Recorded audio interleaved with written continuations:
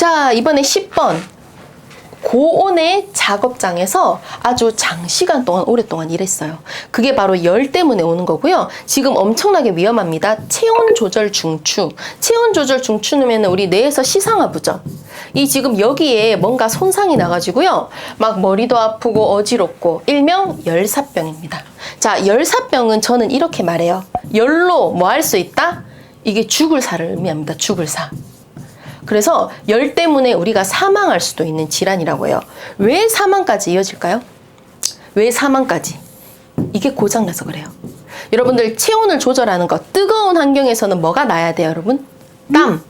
여러분 땀이 나가지고 이 열을 어떻게 해줘요? 방출을 해줘야 되는데 이거는 정말 무서운 게 시상하부가 고장이 났어요.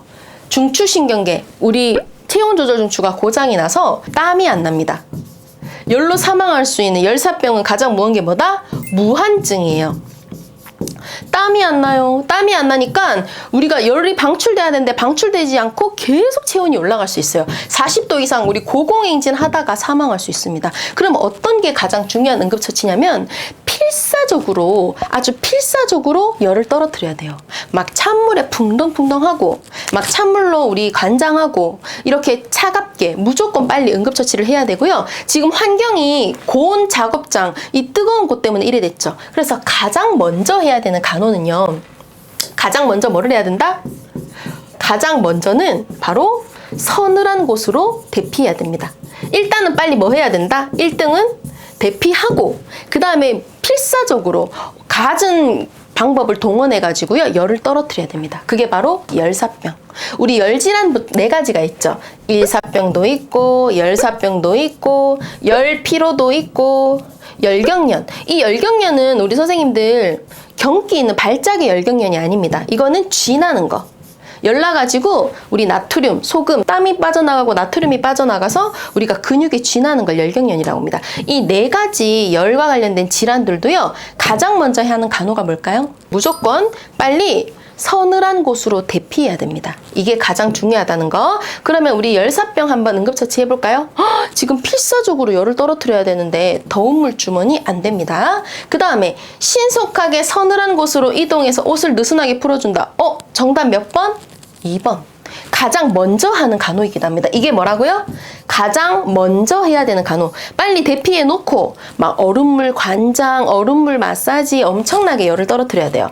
호흡곤란 시 심폐소생? 아직은 그런 얘기는 없으니까 바로 들어가는 거 아니고 호흡곤란 때 들어가는 거 아닙니다. 아까 공부하셨죠? 호흡 정지일 때. 그 다음에 열램프. 최악입니다. 열을 오르게 하는 열과 관련된 거 하면 안 되고 몸을 조이는 게 아니라 숨도 힘들 수 있거든요. 뇌압도 올라갈 수 있어요. 열나니까. 빨리 몸을 느슨하게 풀어주고 보호는 절대 안 됩니다. 필사적으로 열을 떨어뜨려야 된다. 열사병 잘 골라주세요. 자, 12번. 이번에는 치매입니다. 노인간호에서 치매 간호는 빠지질 않아요. 그러면 선생님들 치매라는 거는 무슨 질환이에요? 치매. 치매는 어디가 고장난 걸까요? 뇌질환입니다. 심장질환, 폐질환 아니고요. 뇌질환인데 뇌에서도 특히 대뇌가 있어요. 대뇌. 대뇌에서 여러분 대뇌는 각종 중추가 됩니다. 감각에도 명령을 내리고요. 또 운동. 그래서 우리가 만약에 뇌가 다치거나 하면 몸이 마비가 오죠. 운동에도 명령을 내리고 마지막에 인지령이라고 했습니다. 인지라는 걸 여러분 인지 기능이라 생각하면 돼요. 우리 기억력, 사고력, 우리 똑똑하게 하는 거, 추리력, 수학 능력, 우리 지금 공부한다 할 때 머리가 똑똑해진다 하는 그 인지가 여기에 해당합니다. 또 성격, 감정, 이쪽이 다 인지라고 보시면 됩니다. 그러면 우리 여기 치매 환자라고 되어 있는데 혈관성 치매는 많진 않고요. 혈관성 치매 말고 우리 일반적으로 70% 이상 되는 알츠하이머 치매 있죠. 이 치매가 바로 노화에서 또 온다는 치매, 노인성 치매입니다. 이 노인이 돼가지고 노화로 온 치매. 이 알츠하이머 치매는 여러분 요 3개 중에서 뭐가 고장난 것 같아요? 운동? 감각? 막 움직이시도 잘하시죠? 바로 뭐가 고장났다? 인지. 선생님들 바로 이 치매 환자는요. 어디 장애다? 뇌 중에서도 인지장애입니다. 인지라고 해당하면 여러분 뭐가 생각나요? 기억력. 기억력이 뚝뚝뚝 떨어지는 게 바로 치매입니다. 그럼 우리 치매 환자분들을 해볼 거예요. 그러면 치매 환자분들은 여러분 지금 인지가 고장나셨죠? 성격도 변해요, 안 변해요? 변해요. 정신과적인 증상도 나타납니다. 어떤 거? 환각. 막 환청이 들리고요. 환시가 보이고요. 그리고 망연된 상상을 합니다. 망상. 네가 내 거 훔쳐갔지. 너가 내 거 가져갔지. 이렇게 망연된 상상을 하세요. 이게 다 뇌질환, 이 인지장애가 와가지고 이런 일이 일어납니다. 증상이에요. 그러면은 우리가 어떻게 해야 되냐면 치매 환자를 간호하는 방법이 있어요. 선생님도 어떻게 간호해야 될까요? 이 인지장애인 치매 환자를 간호하는 방법. 막 비난하면 돼요, 안 돼요? 비난하면 절대로 안 됩니다. 혼란스러워해요. 절대로 비난하지 마라. 항상 여러분 우리가 이걸 기억해 주세요. 치매 환자 간호는 혼란시키면 안 된다. 비난하면 안 되고요. 이 치매 환자분의 말을 부정하지 마세요. 지금 이해가 안 되고 그러기 때문에 우리가 부정해버리면 불안해합니다. 치매 환자분들은요. 불안하면 증상이 심해져요. 그렇기 때문에 비난하지 마라. 부정하지 마라. 이거를 반드시 기억하셔야 됩니다. 비난하지 마라. 부정하지 마라. 할 수 있겠죠? 그러면 이렇게 골라보면 돼요. 비난하지 않고 부정하지 않고 좀 달래고 그리고 저는 이런 말도 많이 합니다. 우리 치매 환자분들 어떻게 대하라? 능글능글하게 대하세요. 보통 능글능글한 게 답이 됩니다. 만약에 네가 훔쳐갔지 이러면 어떻게 하냐면 같이 찾아볼까요? 이렇게 능글능글해져야 돼요. 제가 안 훔쳐갔는데요 이러시면 안 됩니다. 그럼 한번 볼까요? 대처법 1번 누가 가져갔냐고 생각하는지 묻고 그 사람을 만나게 해준다? 이 사람이 가져갈 것 같은데요? 이것도 이상합니다. 말이 이상해요. 두 번째, 의심하는 것을 부정하거나 설득하지 말고 함께 찾아본다. 지금 문제를 보시면 자기 물건을 훔쳐갔다고 의심합니다. 망연된 상상을 하시죠? 그럴 때 우리가 부정하면 안 돼요. 설득하지 말고 함께 찾아본다가 정답입니다. 엄청 여러분 능글능글하죠? 정답은 몇 번이다? 2번. 아무도 가져간 사람이 없다고 단호하면 안 되고요. 부정하면 안 돼요. 뭐 순간 달래고 이런 것도 안 됩니다. 훔쳐간 사람이 아무도 없다고 화를 내고 비난하는 건 최악이에요. 그래서 항상 유연하고 능글능글하게 함께 찾아본다가 정답입니다. 자, 이것도 중요한 문제죠. 이번에는요, 무슨 질환이라면 관상동맥이 폐색됐어요. 그러면 관상동맥 하면은 우리 선생님께서 관상동맥에 대해서 조금 얘기를 해야 될 것 같은데요. 자, 아까 심장에서 우리 각종 혈관들이 있었죠. 심장에서 나가는 게 아까 동맥이라고 했고요. 또 들어오는 게 정맥이라고 했고요. 그쵸? 막 폐를 거쳐서 들어오는 거 이런 게 있었는데 자, 여기 심장에서 좀 특이한 동맥이 있습니다. 이 동맥은 개인적으로 외워주시면 좋아요. 어떤 동맥이냐면 아까 동맥은 심장에서 나가는 게 동맥이라고 그랬죠. 근데 이 동맥은 아주 특이하게 어디에 있다? 심장 내부에 있습니다. 심장 벽에 있어요.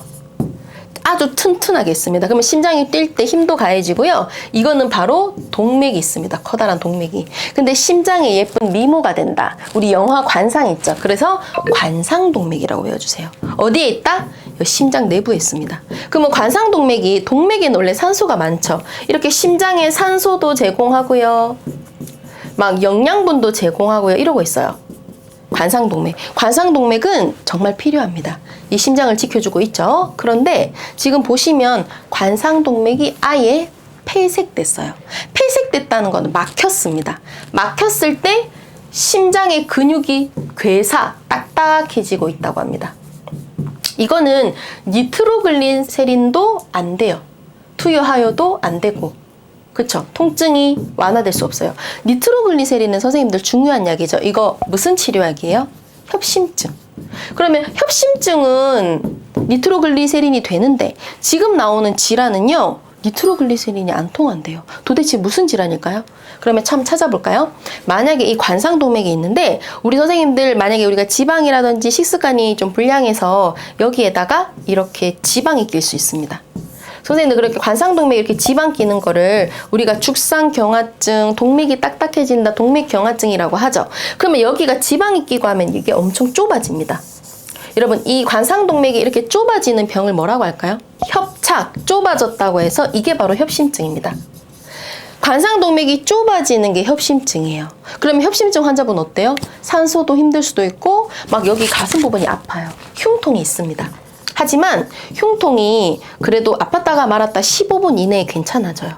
근데 협심증은 또 니트로글리세린을 복용하잖아요. 이 설하로 투여하면 이 니트로글리세린이 이 관상동맥을 넓혀줍니다. 그래서 완화가 돼요. 그래서 니트로글리세린은 협심증 치료약입니다. 그런데 협심증보다 증상이 심해지는 경우가 있어요. 어떤 경우가 있냐면 완전히 이제 제대로 관리가 안 돼서 여기가 완전히 폐색되어 버렸어요. 막혔어요. 그럼 여러분들 아예 산소가 차단됩니다. 뭐든지 여러분 우리 심장 쪽에 조직에 산소가 차단이 돼 버리면 우리 조직은 썩어요. 굳어요. 괴사돼요. 이거를 뭐라고 할까요? 이렇게 폐색돼가지고 완전히 이 심장 근육 부분이 괴사됐다. 이러다가 여러분 심장마비가 올 수 있죠. 심근이 딱딱해지면서. 이거를 뭐라고 한다? 심근경색증이라고 합니다. 완전히 경색, 딱딱해졌다. 협심증보다 더 심해요. 협심증이 좁아지는 질환이었다면 우리 심근경색증은 완전히 폐색돼서 막혀버렸습니다. 그러면 이거 같은 경우에는요. 흉통이 어마어마하겠죠. 흉통이 30분 이상 지속됩니다. 그래서 니트로글리세린 갖고도 안 통하고요. 당장 빨리 산소가 차단되니까 1차적으로 빨리 산소를 공급해야 돼요. 그리고 통증이 계속 심하죠. 결국에는 마약성 진통제인 이 모르핀을요. IV로 줘야 됩니다. IM으로 주면 그 CPK가 흔들려가지고 진단이 엉망으로 나와요. 그래서 무조건 IV로 투여해야지 완화될 수 있습니다. 니트로글리세린 통하지 않아요. 이 질환을 뭐라고 한다? 심근경색증. 협심증보다 심하고 니트로글리세린이 안 통하고 관상동맥이 완전히 막혔다라고 외우시면 됩니다. 자, 이번에는 모성에서 나오는 바로 혈액형 부적합. 특히 어떤 혈액형이냐면요. RH, 우리 O형, 이 혈액형 ABO 혈액형 말고 RH도 있죠. 우리가 RH가 보통 플러스가 있고 마이너스가 있습니다. 이 RH도 적혈구고요. A형, B형 이것도 다 적혈구입니다. 우리도 이거를 완전하게 수혈할 때도 알아봐야 되죠. 플러스인지 마이너스인지. 근데 마이너스 분 선생님들 되게 흔치 않아요? 동양인의 거의 98%가 뭐라고 해요? 플러스입니다. 제가 이때까지 강의하면서 우리 수강생 선생님들이라든지 확인해 봤는데 마이너스 선생님들이 없으셨어요. 그만큼 흔치 않아요. 아무튼 이것도 정확히 줘야 됩니다. 만약에 플러스인 사람한테 마이너스, RH 마이너스 줘버리면은 이것도 항원항체 반응 일어나요. 근데 이거를 우리가 어떠한 케이스를 통해서 태아 저가구증이라는 걸 한번 확인해 보도록 하겠습니다. 자, 이거는 전제 조건이 있는데요. 적혈구가 RH 플러스 마이너스가 있습니다. 그러면 이게 전제 조건을 해볼게요. 여자분이요, RH 마이너스였어요. 좀 특이하죠? 근데 남성분이 RH 플러스셨어요.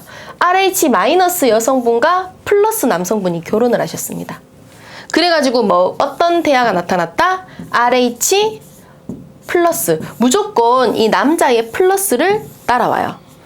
우리 이게 우성 열성 법칙이라고 해서 바로 플러스가 따라옵니다. 거의 대부분 98.9%라고 할까요? 0.1도 있을 수 있으니까 아무튼 우리 태아는 무조건 플러스가 됩니다. 이렇게 기억을 해주시고, 그러면은 우리 첫째 한번 해볼까요? 엄마가 RH 마이너스예요. 그러면 뱃속의 태아는 여러분들 RH 플러스라고 했습니다. 엄마 거랑 아이랑 달라요? 같아요? 다르죠. 그럼 이 태반을 통해서도 막 혈액이 서로 왔다 갔다 할 건데, 그러면은 이게 내 몸이랑 다르다 이래가지고 이거를 항원으로 인식합니다. 그래서 엄마는 RH 플러스와 관련된 막 항체를 만들어내요. 공격하려고. 근데 만들어내는데 첫째는 어떻게 나온다? 이 만드는 중에 나와요. 첫째한테는 문제가 없어요. 근데 본격적으로 문제는 둘째입니다. 이미 엄마는요, RH 플러스 관련된 항체를 미리 만들어 놨어요. 나 이미 만들어 놨다. 플러스 들어오기만 해봐 했는데 둘째가 생겼어요. 둘째도 역시 RH 플러스죠. 이렇게 되면은 뭐를 공격한다? 둘째의 RH 플러스를 공격하게 됩니다. 그러면 둘째는 위험해져요. 그럼 RH가 적혈구죠. 그러니까 둘째의 적혈구가 공격을 받습니다. 그러면 적혈구가 파괴돼요. 적혈구는 선생님들 산소 운반하는데 파괴되니까 우리 둘째는 산소가 부족해지고요. 적혈구가 용혈 파괴됩니다. 그러면 적혈구 시체 뭐가 많이 생겨요? 빌리루빈도 많이 생기고 막 황달이 일어나고 이래요. 저산소증의 황달. 이렇게 둘째가 위험해지는 거, 적혈구가 파괴되는 질환을 뭐라고 한다? 태아 저가구증입니다. 첫째보다는 누구한테 치명적이에요?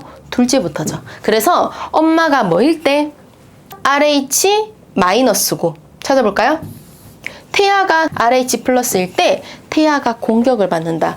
태아 저가구증. 이거를 또 뭐라고 해야죠? RH가 안 맞다. 부적합증이라고 합니다.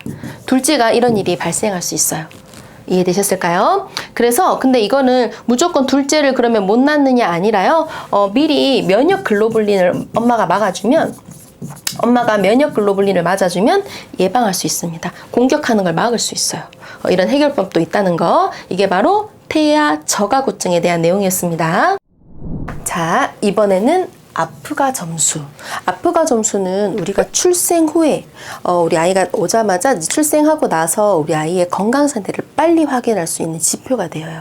개발자 이름 자체가 바로 아프가씨입니다. 이 아프가씨가 A, P, G, A, R. 그러면 자기 이름을 따가지고 이 5가지 항목을 만들었어요. 그래서 출생 후에 바로 직후에 신생아의 건강 상태를 빠르게 파악할 수 있고요. 출생 후에 1분간 확인합니다. 그리고 5분 뒤에 한 번 더 측정을 해서 우리가 아프가 점수를 내볼 수가 있어요. 이 아프가는 이 5가지 항목 고르는 것도 시험에 잘 나오고요. 항목 고르는 거 아니면 이렇게 표로 나온 것처럼 점수 계산하는 거 이런 게 나올 수 있습니다. 그래도 항목 요 5가지는 꼭 기억을 해주셨으면 좋겠고요. 자기 이름 따가지고 5인실을 한 거예요. A, P, G, A, R. A, appearance라고 돼 있죠. 외모, 바로 피부 색깔입니다. 피부 색깔을 확인하고요. 그 다음에 항목 먼저 볼게요. P, P는 펄스, 심박동수, 맥박수죠. 요 맥박수를 확인합니다. 원래 지금 나와 있는 요 아프가 점수 신생아들이 하는 거겠죠? 태어나자마자. 그러면 신생아들은 원래 정상 맥박수가 몇이에요? 120에서 140회 분이죠. 그런데 우리 아프가 점수에서는 아프가씨는 그냥 간단하게 100을 기준으로 합니다. 100 이상이면 보통 0, 1, 2 이렇게 점수를 3가지로 내거든요. 상중하 이런 느낌으로 2가 만점, 중간이 1, 점수 0 이렇게 0, 1, 2로 내는데 그러면 이 맥박수 같은 심박동수도요. 100을 기준으로 100 이상이면 2점 만점 주고요. 만약에 100 이하 2자리가 나오면 1점. 아예 없어요. 맥박수, 박동수가 없어요. 그러면은 0점을 줍니다. 이런 식으로 3가지로 해볼 수 있고 P는 펄스, 맥박수입니다. 그 다음에 G는 그리메이스라고 해서 뭘까요? 반사입니다. 이 반사 반응을 확인하는데 어떤 반사를 볼 수 있어요? 우리 아이들 만약에 우리 신생아 아가들 이렇게 깜짝 놀래키면 모로 반사 있죠. 그럼 팔을 이렇게 올리는지 반사가 있는지 확인할 수 있고요. 반사를 보면 우리 신경계 반사, 우리 신경계를 확인해 볼 수 있죠. 또 만약에 우리가 꽉 점막이라든지 코라든지 다 막혀 있으니까 우리 아기 고개 옆으로 해가지고 우리 이물질 제거하는 석션을 하겠죠. 이 석션을 할 때 어떻게 한다? H! 우리 석션하게 되면 재채기가 나오죠. 이 재채기 반사 있는지 확인합니다. 그래서 잘 반응하면 만점 2점. 약간, 무조건 약간이라는 단어가 나오면 1점 줘요. 반응 없으면 0점. 그 다음에 여러분들 A는 액티비티 활동이 아니라 근긴장도를 확인합니다. 우리 아가들은요, 몸이 엄청 굴곡돼 있어요. 굴곡. 그래서 이렇게 잘 굴곡돼 있어서요, 당기면 티용 하면서 다시 이렇게 올라와요. 티용 하면서. 이렇게 잘 굴곡하면 2점, 약간 어쩌고 하면 또 1점. 축 늘어져 있다 사지가 그러면은 0점입니다. 그 다음에 마지막에 respiration이 제일 중요하죠. 호흡 상태. 호흡. 근데 호흡은요, 맥박수 이것처럼 숫자가 아니에요. 숫자로 보는 게 아니라 호흡은 잘 우냐 안 우냐로 확인합니다. 우리 아이가 울잖아요. 응이 하면서 운다는 거는 지금 공기가 호흡이 들어가서 폐가 확장되면서 이제 울음이 나와요. 그러면 잘 울면은, 힘차게 울면은 몇 점? 만점 2점. 만약에 잘 안 울고 느리고 불규칙점이 1점, 없으면 0점이 되는 거죠. 그럼 다시 피부 색깔 볼까요? A, appearance, 외모. 자, 몸이요, 전체 우리 아이들 분홍색 핑크빛입니다. 분홍색이면 몸 전체, 팔다리, 사지, 몸 전부 다 푸르면은, 분홍색이면은 2점. 근데 몸은 푸른데요, 사지 있죠. 팔다리가 푸르면은 1점. 그런데 피부 다 퍼렇다, 팔도 푸르고 몸도 퍼렇다, 청색이다 이러면은 0점이 됩니다. 이렇게 점수 계산하는 표로도 한번 보시긴 하셔야 되고, 우리는 이 항목이 중요합니다. 뭐가 있다고요? A, P, G, A, R. 근데 이 5가지 항목이 사실은 아프가씨의 이름 순으로 되어 있지만 가장 먼저 확인해야 될 게 뭘까요? 신생아 간호에서 생명과 관련된 1등은 바로 호흡이죠. 그래서 이 레스피레이션 확인하는 게 1번입니다. 이 호흡을 확인해서 우리는 어떤 간호를 하면 돼요? 기도 유지해야 되죠. 그러면 우리가 분만 직후에 할 수 있는 기도 유지 방법이 뭐가 있을까요? APGA 호흡을 잘하기 위해서. 우리 태아가 처음에 신생아가 태어났죠? 신생아가 태어나면은 이 눈 웃고 있어요. 콧구멍, 입 이런 것들이 엄마 양수라든지 점액으로 꽉 차 있습니다. 숨을 못 쉬고 있어요. 처음에 딱 나왔을 때. 그럼 어떻게 해주냐면 머리를 낮춰줍니다. 배액시키기 위해서 거꾸리라고 하죠. 우리 머리를 어떻게 해야 된다? 낮추기. 머리를 낮춰주고 그래서 막 이렇게 점액 같은 거 배액시키고요. 그 다음에는 우리가 이런 점액, 뭐 점막에 있는 이 모든 것들이 잘 나오려면 고개를 어떻게 해주면 좋을까요? 눕힐 때 옆으로 치기. 머리를 낮췄다가 그 다음에 치기 하면서 이물질을 빼내야 되겠죠. 그 이물질을 제거합니다. 바로 석션. 석션을 하면 여기가 뻥 뚫려요. 여기가 뻥 뚫리죠. 뻥 뚫리면 이제 이렇게 산소가 훅 들어가면서 폐가 확장되면서 여기가 뻥 뚫리면서 폐가 확장되면서 응니 하고 올 거예요. 이물질 제거하면. 이해되셨을까요? 그래서 호흡 상태 보면서 기도 유지하는 것까지 우리가 가장 먼저 해야 될 거고 체크도 해야 됩니다. 자, 그러면 우리 아프가 항목 5가지 골라볼까요? 반사, 그리메이스, 레스피레이션, 호흡, 심박동수, 피는 맞고 A, 정답 몇 번? 1번.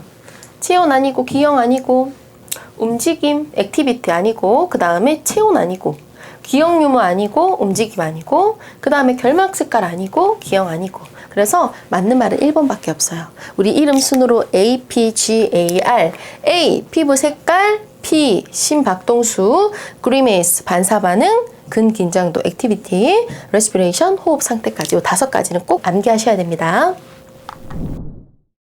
자, 그 다음에 백내장 수술 갈게요. 백내장은 여러분들 우선 증상이 뭐예요? 백내장 자체는요, 여러분들 뭐가 혼탁해진 거예요? 여기가 뿌옇게 혼탁됐어요. 바로 눈 안에 있는 그 렌즈라는 수정체가 혼탁해져가지고 앞에서도 뿌옇게 보이죠. 이거를 바로 백내장이라고 합니다. 당연히 시야도 떨어지고 뭐 눈도 부시고 여러 가지 증상이 있겠죠. 그 이 환자가 지금 눈 수술을 하셨어요. 어디를 수술했다? 눈 수술. 그러면 이제 눈 수술 했을 때 어떤 간호가 중요하냐? 자, 이제 우리 선생님들 크게 머릿속으로 이렇게 생각해 주세요. 눈이든 사실은 코든 귀든 뭐 머리 수술이든 이렇게 여러분들 얼굴 쪽 수술 있죠? 이쪽 우리 얼굴 쪽 수술. 얼굴 쪽 수술 후에 가장 중요한 간호가 뭐냐면 앞상승을 방지해야 됩니다. 선생님들 무엇을 방지해야 된다? 앞. 이 앞이 올라가면은 문제가 일어나요. 앞이 상승되는 걸 다 막아야 됩니다. 그러면 막 머리 숙여서 감는 거 될까요? 앞이 올라가니까 힘들어요. 그 다음에 만약에 기침, 에이치, 재채기 기침 세게 풀고 이러면 돼요? 안 돼요? 안 됩니다. 기침 하면 안 되고요. 코 세게 풀면 안 돼요. 재채기 크게 해도 안 돼요. 재채기 할 때 입을 아 하고 벌려야 돼요. 이렇게. 앞이 올라가지 않도록. 그리고 고개 숙이면 안 되고요. 할 수 있겠죠. 그리고 변 넣을 때 힘 주는 거 우리가 발살발법이라고 하죠.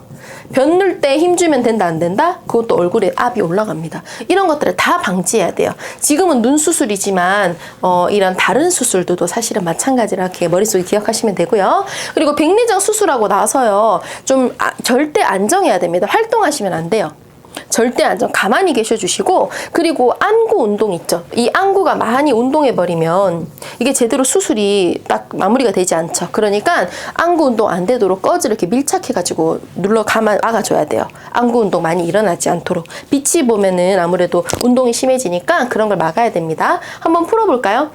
자, 주의사항 교육하시는데 아까 기침, 코 풀기 하면 안 돼요. 제한하라. 변 볼 때 힘 주면은 또 앞이 올라가죠. 이런 것도 제한해야 되는 이유는 뭐든지 앞상승을 막아야 됩니다. 눈 수술이니까 안압이겠죠. 자, 그러면 안압 수술을 방지하기 위한 방법. 정답은 1번입니다. 얼굴의 앞상승 가장 위험합니다. 수술 후에 꼭 지켜야 되고요. 사실은 백내장 수술이라고 되어 있지만 녹내장도 마찬가지고 뭐 코 수술, 귀 수술, 뭐 머리 두부 수술 이런 것도 다 마찬가지입니다. 앞을 낮추는 간호를 해야 돼요. 그 다음에 우리 황달이 있으신 간염이십니다. 간질환 분이시죠? 지금 간염이 있어서 간질환이 있는데 이 간질환 있는 분에 관련된 시기를 고르는 거예요. 자, 황달이 사라지는 회복기의 시기. 한마디로 간염 환자의 요 식단을 고르시면 됩니다. 그러면 간염, 사실 간염 말고도 뭐 간경화시라든지 간암이시라든지 지금 간염이시라든지 전부 다 간의 질환이죠. 이 간의 질환이 있으면 굉장히 소모성 질환입니다. 엄청 피곤하고 힘들어요. 그래서 간 질환자분들은요, 어떻게 말을 해야 되냐면 골고루 잘 먹자. 어떻게 먹자고요? 골고루 잘 먹어야 돼요. 엄청 잘 먹는데 좀 안 먹어야 될 것들도 말씀드릴게요. 자, 간 질환 환자분들은요, 우선은 간이 힘들어요. 간에 염증이 생겼죠, 지금 간염. 그렇기 때문에 간이 쉬어야 돼요. 너 너무 그동안 일했지. 간아, 너 쉬어라 하셔야 됩니다. 자, 그러면 얼마나 골고루 잘 먹는지 해볼까요? 열량 어떻게 해야 돼요? 고열량. 잘 먹어라. 또 탄수화물 많이 먹어라. 그 다음에 단백질 많이 먹어라. 여기까지 되시겠죠? 근데 뭐가 빠져있어요? 비타민도 많이 먹어 좋죠. 비타민 너 많이 먹어라. K도 합성하게. 그럼 이렇게 다양하게 많이 먹는데 지금 뭐가 빠져있어요? 바로 지방입니다. 왜냐하면 우리 간의 역할이 무엇을 만들어내요? 소화기계에서는 여러분들 담즙을 생성하죠. 이 담즙이 지방 분해 효소는 아닙니다. 효소는 아니지만 이 담즙이 지방을 잘게 부셔주는 유화 작업을 해요. 물리적 소화를 하거든요. 그래서 지방을 많이 먹으면 계속 담즙을 많이 만들어내야 됩니다. 그러면 간이 너무 열심히 일해야 되겠죠. 그러니까 지방을 좀 적게 먹겠습니다. 간 좀 쉬어라고. 무슨 지방? 저지방. 그리고 하나 더, 이런 간질환 환자분들은요, 이 대사가 잘 안 되고 여러 가지 배설에도 문제가 있을 수 있어서 복수가 잘 찹니다. 복수가 잘 차요. 특히 간암이시라든지, 그쵸? 그래서 복수라는 거 안 차기 위해서 선생님들 짠 거 많이 먹으면 돼요, 안 돼요? 이것도 조심하셔야 됩니다. 무슨 시기? 저염 시기. 그러면은 간질환 환자분들의 시기를 한번 읊어볼까요? 골고루 잘 먹습니다. 고열량, 고탄수, 고단백, 고비타민. 지방은 적게 먹어야 돼요. 담즙 만들고 일 힘들게 하지 않겠습니다. 그리고 저염, 복수 예방 때문에 저염까지. 그러면은 답을 골라볼까요? 첫 번째, 고단백, 고탄수, 고비타민, 저지방. 정답은 1번이 되겠네요. 할 수 있겠죠? 고지방 다 빼셔야 돼요. 그쵸? 비타민 많이 먹는 게 좋아요. 그래서 정답은 1번이 됩니다. 고단백까지. 그런데 우리 선생님들 여기까지는 맞는데요. 혹시 이 간질환이 너무 심해져가지고 혹시 문제에 간성혼수가 있을 수 있습니다. 여러분, 어떤 환자? 간성혼수 환자. 이 간성혼수는 뭐냐면 혼수 상태가 빠졌어요. 뭐 때문에? 간 때문에. 간질환자가 너무 증상이 완화가 안 되고 계속 증상이 심해지면 우리 정신이 혼미해지는 혼수 상태에 빠집니다. 이유가 뭐냐면요. 이게 암모니아 때문이에요. 원인이 뭐다? 암모니아. 여러분, 암모니아는 무슨 노폐물이에요? 질소 노폐물로서 단백질 노폐물이죠. 자, 암모니아가 무슨 노폐물이다? 단백질 노폐물입니다. 단백질 먹으면 생기는 게 암모니아인데요. 근데 이 암모니아가 이제 배설이 되겠죠, 소변으로. 근데 암모니아 상태로 배설되는 게 아니라 뭐로 바뀌어요? 요산이라고 작게 해가지고 우리가 사구체로 해가지고 여가 돼서 내려가죠, 소변으로. 이렇게 작게 바뀝니다. 이게 엄청 독성이에요. 암모니아 냄새 아시죠? 독성인데 이렇게 약독화 시켜줍니다. 소변으로 나갈 때 이게 작아져야 되고, 이렇게 해독해 주는 거를 바로 간이 그동안 해주고 있었어요. 근데 이렇게 간이 계속 안 좋습니다. 너무 관리가 안 돼도 간질환이 너무 심해지면 얘가 제대로 못하면서 이 암모니아가 자꾸 몸에 축적되면서 이게 혈관을 타고 어디로 가버린다? 뇌로 가버립니다. 그러면 이렇게 혼수 상태가 나타나요. 그러면 혹시 지문에 지금은 문제 없었지만 만약에 간성혼수라는 얘기가 나오잖아요. 그러면 선생님들 우리 잘 먹던 거에서 뭐를 빼야 될까요? 이 단백질 노폐물을 생성할 수 있으니까 그때는 고단백이 아니라 이게 저단백이 됩니다. 간성혼수일 때는 뭐가 된다?